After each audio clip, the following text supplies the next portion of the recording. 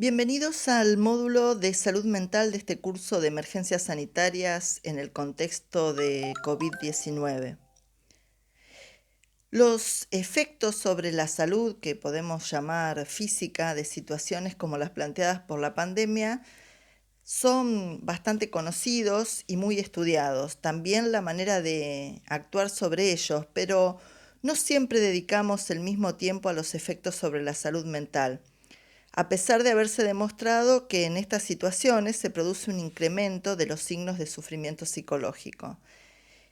En este módulo trabajaremos entonces conceptos relacionados con el campo de la salud mental para saber qué puede suceder, qué debemos hacer y cómo podemos intervenir en estas situaciones.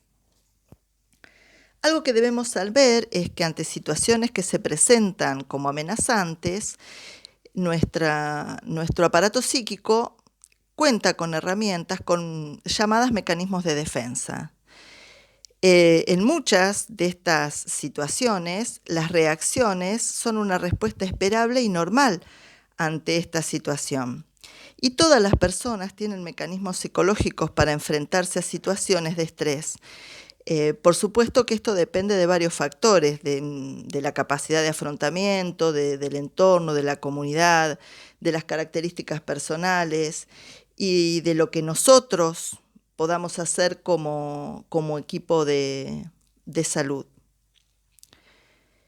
Debemos suponer que en un escenario como el planteado por esta situación de aislamiento social, va a haber un aumento del estrés colectivo, un aumento de situaciones de angustia, de crisis de ansiedad, y en algunos casos se pueden presentar cuadros de descompensación de patologías de base y un aumento en el consumo problemático de sustancias.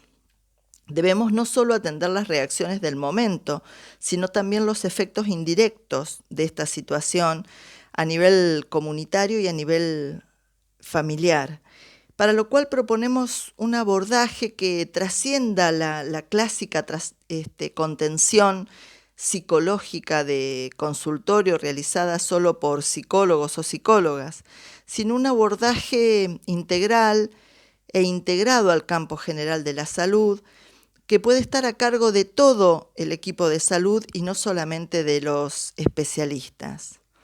¿Cuál sería entonces el objetivo de intervenir sobre la salud mental y el apoyo psicosocial? Bueno, la atención de procesos emocionales como respuesta a situaciones como estas busca aliviar, controlar y en muchas oportunidades prevenir males mayores. Intenta también apoyar y facilitar procesos de recuperación naturales.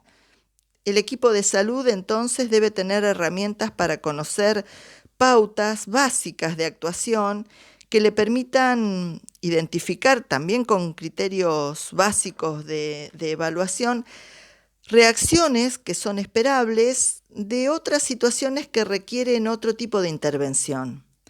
De manera que les proponemos tener en cuenta 3 herramientas básicas que permiten intervenir en forma pertinente, en forma oportuna, para generar una recuperación o eventualmente una detección y un manejo básico de un cuadro más grave.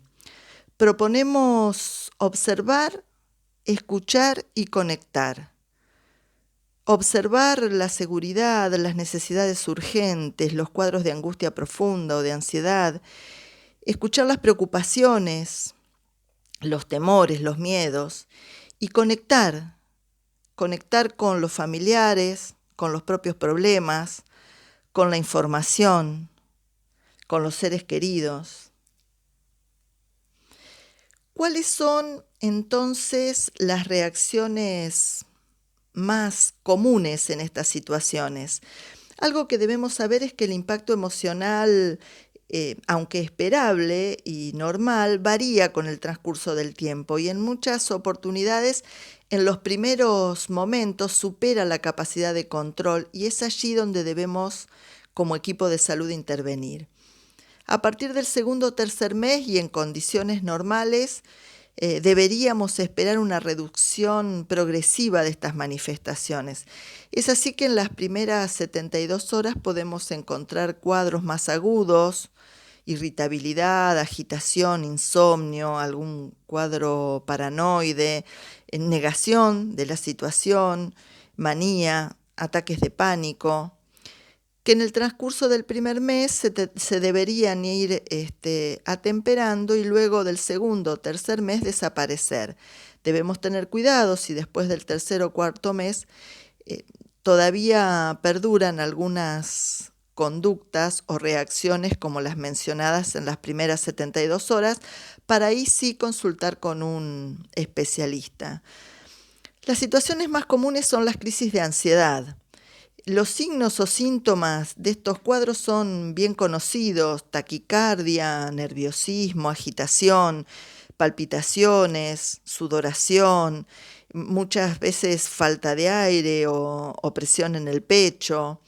Son manifestaciones de angustia que se retroalimentan en la medida en que la persona malinterpreta estos síntomas físicos y pueden generar cuadros que presenten un temor que se vive como aplastante o desesperante, acompañado por una sensación de muerte inminente o enloquecimiento.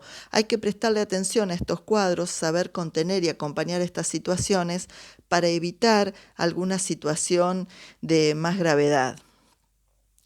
Nos parece importante también resaltar grupos que para nosotros se plantean como vulnerables y de especial atención. El primero de ellos es el grupo de los adultos mayores, porque no solo son vulnerables por la situación epidemiológica, sino también desde el punto de vista emocional. Es muy probable que las personas mayores tengan impedimentos físicos, vivan solos, carezcan de recursos o de otro tipo de apoyo. Las reacciones más comunes en este grupo es un aumento de los recuerdos, temores, miedo a morir, a la soledad. En muchas oportunidades tienen una visión negativa de las situaciones, mayor dependencia de sus familiares y un rechazo a los ajenos, a la asistencia de personas ajenas a su entorno más íntimo. Debemos tener en cuenta que este grupo de adultos mayores puede tener alguna dificultad de concentración y de comunicación, por lo cual se recomienda ser pacientes en su tratamiento. Otro grupo vulnerable es el conformado por niños, niñas y adolescentes. Un error muy frecuente es pensar que los niños y niñas no entienden lo que sucede o no necesitan explicaciones. Pero este grupo, sin embargo, tiene la ventaja por sobre los adultos de poder adaptarse y superar inconvenientes.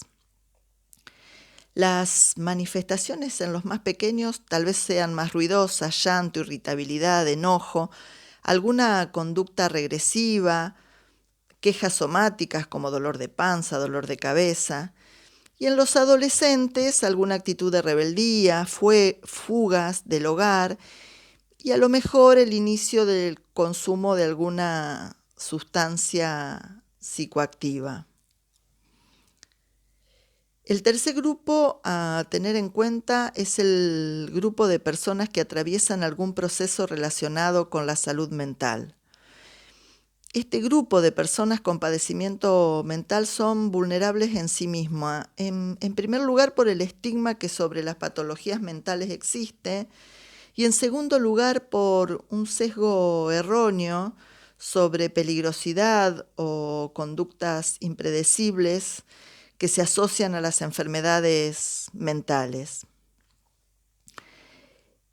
Es esperable que las situaciones como las planteadas por la pandemia sobrepasen la capacidad de afrontamiento de muchas de las personas con sufrimiento mental, de manera que no debemos dejar de prestar atención a este grupo altamente vulnerable y organizar estrategias acordes a sus necesidades. Hay algunas situaciones que no pueden dilatarse en su atención, y son el riesgo suicida, las ideas de muerte, el consumo excesivo de sustancias psicoactivas, las situaciones que presentan riesgos para sí y para terceros, Y los cuadros de descompensación que pueden manifestarse con discursos delirantes, lenguaje incoherente, desorganización conductual. Recomendamos entonces asegurarse de no discontinuar planes farmacológicos, de comunicarse en forma regular, no solo con los pacientes, sino con sus familiares y cuidadores, de realizar las recomendaciones de cuidado y protección para evitar el contagio y prevenir enfermedades respiratorias, de recordar en todo momento que estas medidas y esta situación es transitoria, y fomentar conductas de cuidado y autovigilancia de síntomas. Una situación especial que amerita tenerla en cuenta son las situaciones de violencia de género. El aislamiento social preventivo deja en muchas oportunidades a las víctimas aisladas con el agresor. Recordemos que la violencia, las situaciones de violencia afectan no solo a la víctima directa, sino también a las personas que presencian actos violentos, como los hijos o las hijas. Y es importante saber que es muy común que las situaciones de violencia se oculten.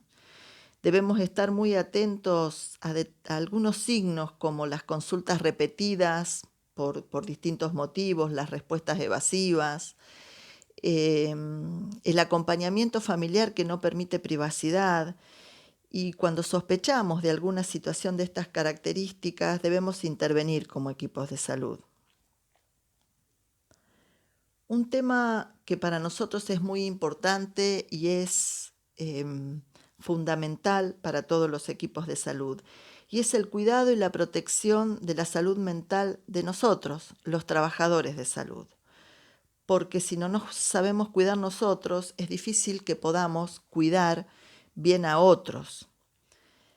Además, porque es importante saber que no existe ningún tipo de entrenamiento que permita a los trabajadores, a los equipos de salud, eliminar completamente la posibilidad de vernos afectados en el orden psíquico.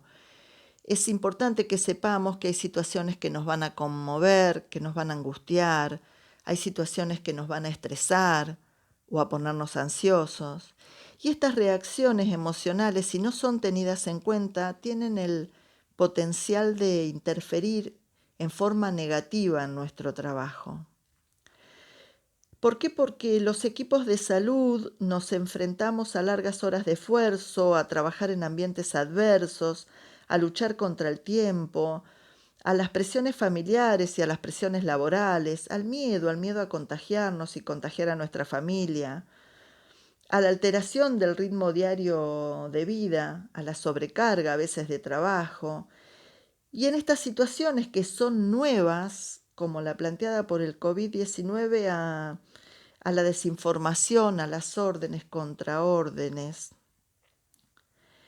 De manera que cuidarnos y estar atento a nuestras emociones es la mejor manera de poder empezar a cuidar al otro, cuidándose uno mismo.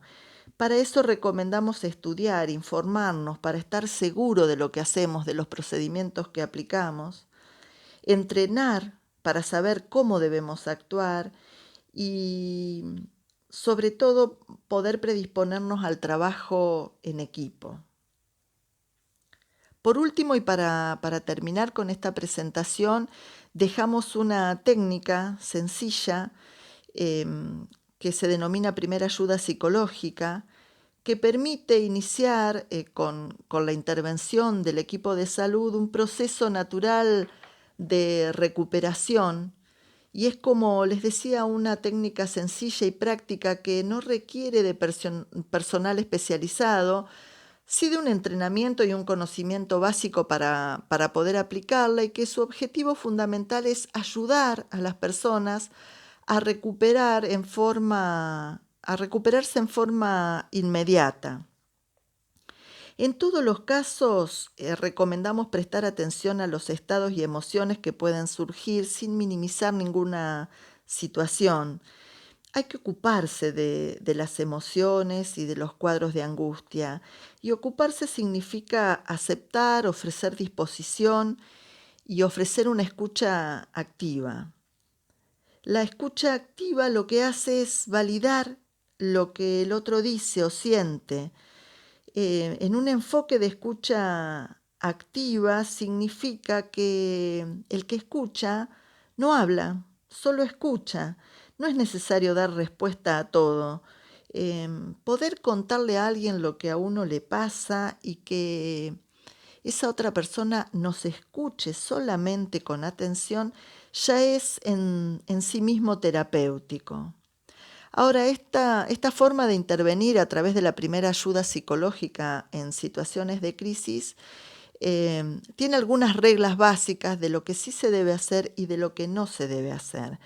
Debemos actuar con calma, brindar información siempre certera y oficial, mostrarnos empáticos y respetuosos, permitir el desahogo, comprender las situaciones de enojo y respetar cuando el otro necesita estar en silencio. Eso permite dar lugar a la subjetividad.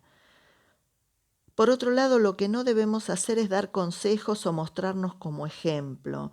No hay que enfatizar excesivamente lo positivo y tampoco minimizar los hechos o los sentimientos de la persona afectada.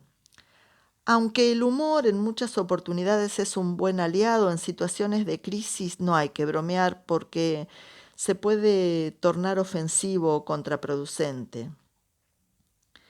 No debemos engañar a las personas, no hay que mentirles ni fingir. En muchas oportunidades no están dadas las condiciones para transmitir una mala noticia o decir la verdad. Uno debe crear las condiciones, pero eso no significa que uno mienta, que uno no diga la verdad.